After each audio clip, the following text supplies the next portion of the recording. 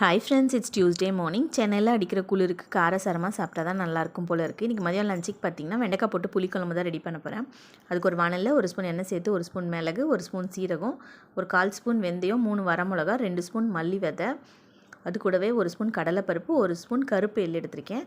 இப்போ அது கூடவே 6 பல்லு பூண்டு, 10லேருந்து 15 சின்ன வெங்காயம், ஒரு தக்காளி, 1/2 ஸ்பூன் உப்பு, ஒரு 1/2 ஸ்பூன் மஞ்சள் பொடி, கொஞ்சம் பெருங்காயம், 2 ஸ்பூன் குழம்பு மிளகா பொடி, 1 ஸ்பூன் நார்மல் மிளகா பொடி சேர்த்து நல்லா எண்ணெயில் வதக்கி கொஞ்சமாக தண்ணி சேர்த்து மிக்சியில் பேஸ்ட்டாக அரைச்சி வச்சுக்கோங்க.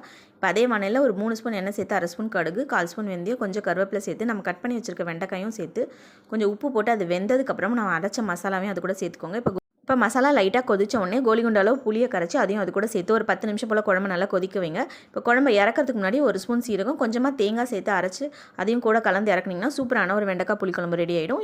சைட் டிஷ்க்கு பார்த்தீங்கன்னா இன்றைக்கி கலர்ஃபுல்லான கேரட் பீன்ஸ் பொரியல், அவிச்ச முட்டை, கொஞ்சமாக வத்தலும் வறுத்துருந்தேன். இன்றைக்கான லஞ்ச் இவ்வளோ தான். இந்த வீடியோ பிடிச்சிருந்தா லைக் பண்ணி சப்ஸ்கிரைப் பண்ணுங்கள்.